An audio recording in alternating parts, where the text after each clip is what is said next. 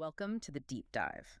This is where we take that pile of sources you send us, dig through them, and pull out the key insights, giving you that aha moment without all the noise. Exactly. Today, we're diving into something really serious, a deeply concerning situation in Nigeria. Yeah. We're talking widespread violence, what's being described as severe religious persecution, and, well, urgent calls for action coming from all over. Yeah, we've looked at quite a mix.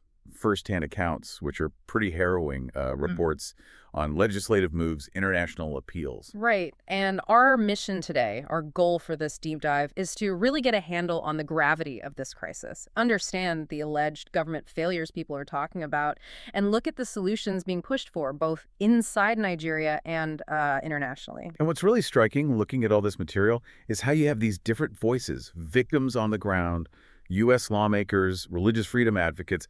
They're all pointing towards, well, a single pretty alarming picture. So we'll try to connect those dots for you.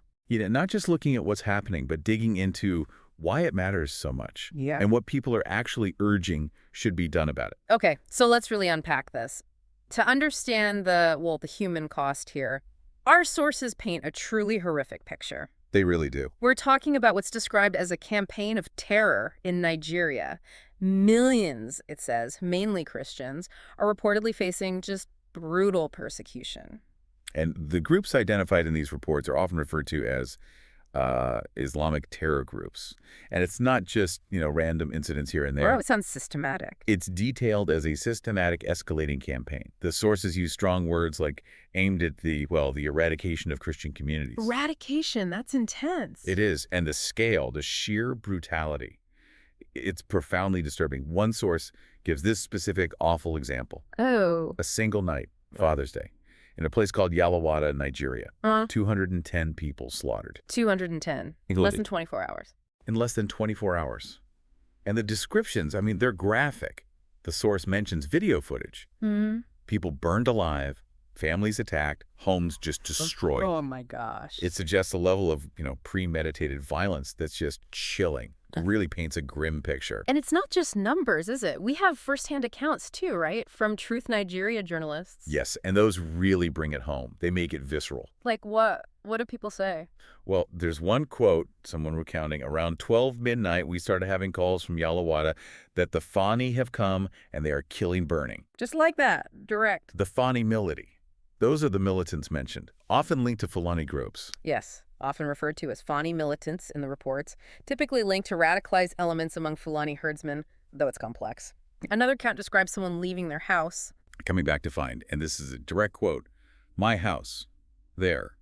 I come here, they shoot gun pour later. They come, they break the house where my friend's staying here with his children. Thereby, they come, they kill people. They're breaking the house, say, I love Allah." Just devastating. These aren't statistics. They're tragedies, human beings. Exactly. Individual lives, families, communities torn apart. It's a humanitarian catastrophe unfolding. So connecting these awful stories to the bigger picture, what about the government response? Or lack thereof? Well, that's a huge point in the sources. A really significant theme is this alleged inaction by the Nigerian government. How is it phrased? Pretty bluntly, actually. Stated that they are doing very little to stop the attacks. Doing very little. Yeah, allowing what the reports call armed groups to have a sort of free reign, especially in the northern part of Nigeria. Free reign, so the implication is what? A failure of the state? That seems to be the core argument, that despite all this violence, kidnappings, murders, churches being burned, the government is, failing in its most basic duty. Protecting its own citizens. Protecting its own citizens. And there's this strong call, you hear it repeatedly in the sources, for them to establish law and order in your own country. And the sources suggest this inaction just makes things worse. Absolutely. The point made is that this perceived failure only emboldens the attackers and makes the crisis deeper for the people suffering through it. Okay, so given that situation, this perceived failure, people are looking outside Nigeria for help. Yes, exactly. Our sources detail how religious freedom advocates and even members of the U.S. Congress are trying to step up. They're pushing for international attention, intervention. You mentioned U.S. Congress. Representative Chris Smith. That's right. U.S. Representative Chris Smith from New Jersey. He's apparently traveled quite a bit in dangerous areas, including Nigeria, and he's introduced a resolution in Congress. A resolution. Okay, what's the focus? What's it trying to do? Well, according to the sources, It highlights what it calls an exponential increase in these attacks. Exponential. Yeah. Primarily targeting Christians, Protestants, evangelicals, Catholics, Yeah. churches firebombed, people killed with, and this is the phrase used, absolute impunity by these Fani militants. Absolute impunity. So attackers facing no consequences. That's the strong implication. Yeah. But, importantly, the resolution apparently also notes that it's not just Christians. Oh. Some Muslim communities are also being impacted by the violence, which kind of underscores a broader security breakdown, even if the main focus of this advocacy is Christian persecution. Okay, so it highlights the violence. Does it point to any root causes or contributing factors? It does. It points a finger at what it calls Nigeria's apparent open border policy. Open borders. How does that connect? The claim in the resolution is that this policy gives almost free access to the country for militants. Not just the Fani, but other extremist groups too, some reportedly linked to ISIS coming in from neighboring countries. And then these groups. They take advantage of this policy, according to the resolution, to carry out mass murder, rape, and kidnappings. So it's painting this picture of a national security problem fueling the humanitarian crisis. Okay, so the resolution identifies problems. What does it propose doing about them? Any concrete actions? Yes. A key thing it calls for is for the U.S. president to reissue a specific designation for Nigeria. A designation. It's called a Country of Particular Concern, or CPC. CPC, right. What does that designation actually do? Well, the sources explain it's quite a powerful tool in foreign policy. It gives the president wide latitude to impose sanctions. Sanctions. Okay, so real teeth. Potentially, yes. Yeah. Proponents are quoted calling it an excellent bill when it's used properly. The idea is that it really gets the attention of all the policymakers, in this case, in Abuja, Nigeria's capital. Like a serious warning shot. Exactly. The sentiment expressed is, we're not kidding. So it's meant to apply real pressure, economic and political, to push the Nigerian government to act. Okay, that's the legislative push. What about the current U.S. administration? Any direct response mentioned? We do have something on that. The sources mention a White House press briefing. Press Secretary Caroline Leavitt was asked about Nigeria. Asked specifically about the crisis, sanctions, presidential calls. Yes, specifically about potential presidential action. Her response was, well, quite nuanced. How so? She said she wasn't tracking a call between the president and the head of Nigeria. So no direct high-level call confirmed at that point. Okay. But what about the persecution? She did state clearly that the president wholeheartedly condemns the persecution of Christians or, frankly, of people of any faith all over the world. So a strong moral condemnation. But condemnation isn't action, right? Any mention of sanctions or other steps? That's the key part. She explicitly said she had no updates in terms of sanctions in this part of the world. No updates. So essentially condemning the problem, but no news on concrete U.S. action like sanctions at that moment. That seems to be the takeaway from that briefing, as presented in the sources. It highlights this gap, between the rhetoric of condemnation and specific policy measures. A gap advocates are obviously pushing hard to close. And for those pushing for action, that lack of updates must be frustrating, concerning. You'd imagine so. Yeah. The sources suggest this lack of immediate executive action, even with the verbal condemnation, is a major concern for those wanting stronger international intervention. It kind of reflects the complexities of foreign policy, doesn't it? How so? Well, broader geopolitical stuff, other priorities, they can often slow down or complicate applying pressure, even when there's a clear humanitarian crisis. Right.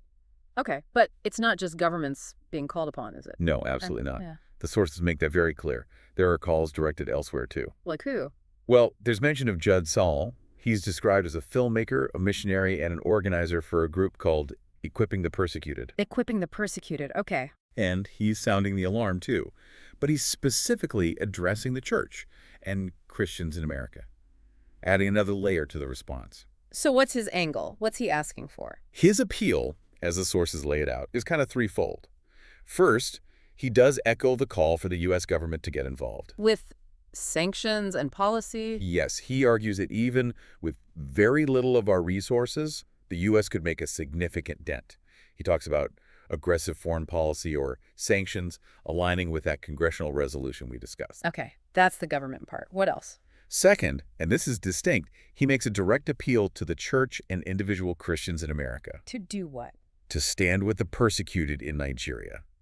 He urges people to pray and crucially, to be a voice for the voiceless, to speak up for their persecuted brothers and sisters. So it's a call for both state power and grassroots moral solidarity. Precisely.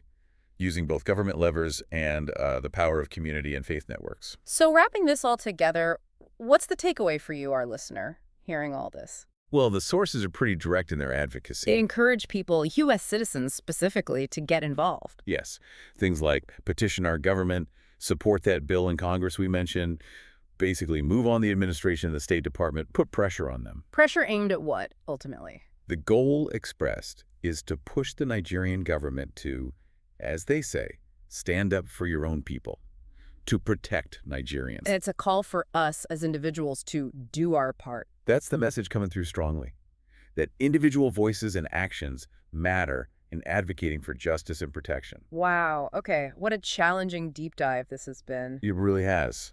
We've covered the horrific reality described on the ground, the alleged failures of the Nigerian government, these urgent calls for action. From U.S. lawmakers, advocates, even calls to individual citizens and faith communities. Yeah, the sources lay out this incredibly complex crisis.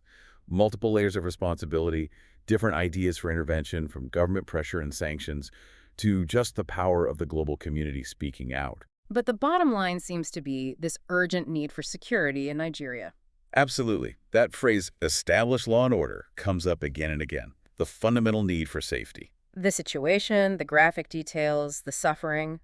It definitely leaves you with a lot to think about international responsibility, about humanitarian action. Indeed. Yeah. And maybe it leaves you, our listener, with a question to chew on after we finish here. Go on.